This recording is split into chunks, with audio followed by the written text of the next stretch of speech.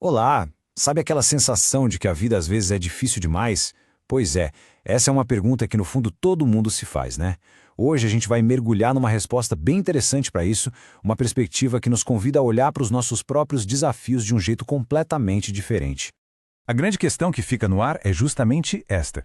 Se a gente parte do princípio de que o universo, ou Deus como preferir, é uma fonte de infinita bondade e riqueza, por que será que a nossa experiência aqui, na prática, é tão marcada por aquela sensação de que está faltando alguma coisa, de que as coisas não são justas?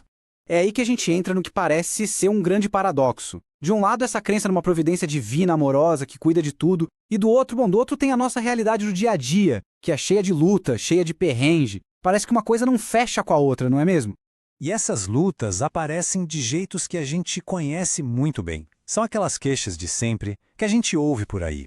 A pessoa que lamenta não encontrar um grande amor, aquela que vive um problema atrás do outro na carreira, a outra que só queria ter mais saúde, ou os pais que já não sabem mais o que fazer com filhos complicados.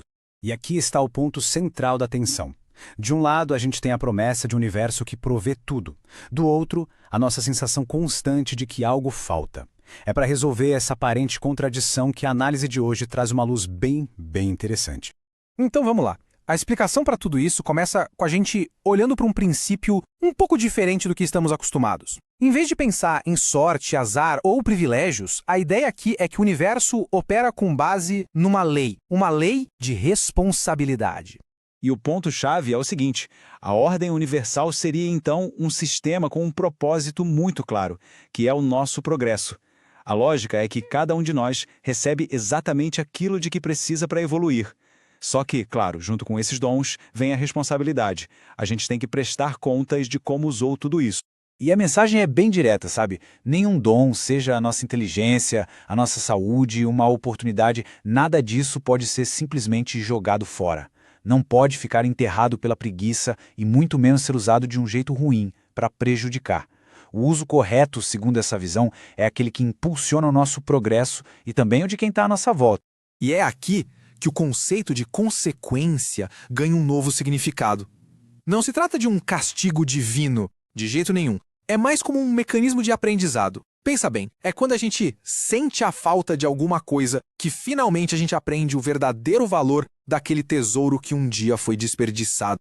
Tá, mas como é que isso funcionaria na prática, no nosso dia a dia? Os exemplos a seguir mostram de um jeito bem claro como essa lei de causa e efeito poderia conectar ações do passado com a realidade que a gente vive no presente. Vamos pegar um exemplo. Um homem que hoje se queixa que vive na solidão, que não encontra uma parceira que vale a pena. Por essa ótica, talvez, numa outra existência, ele tenha sido o marido infiel, que não deu o devido valor a uma grande mulher.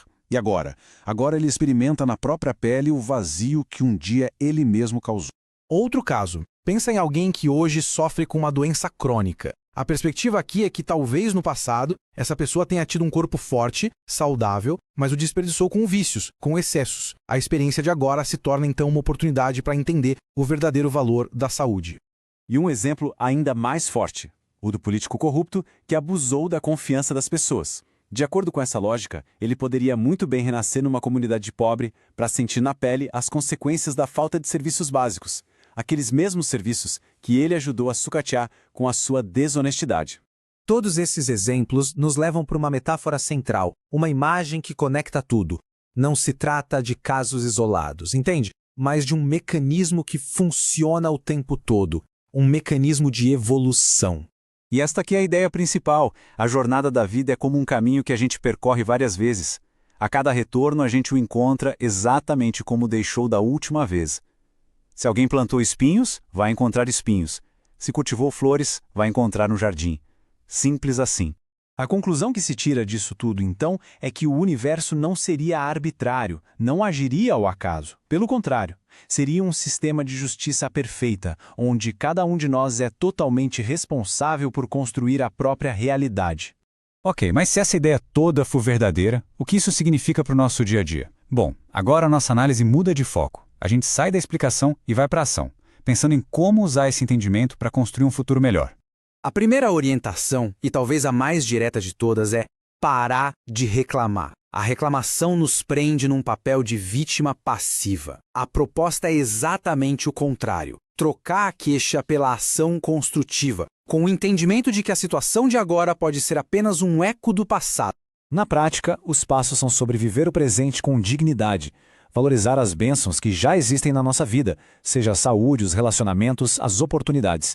Porque cuidar bem do caminho que se trilha hoje é a única maneira de garantir que lá na frente ele esteja mais bonito e mais florido. E assim a gente encerra com uma reflexão final. Independentemente da crença de cada um, a ideia de que as nossas ações de hoje moldam o nosso amanhã é universal.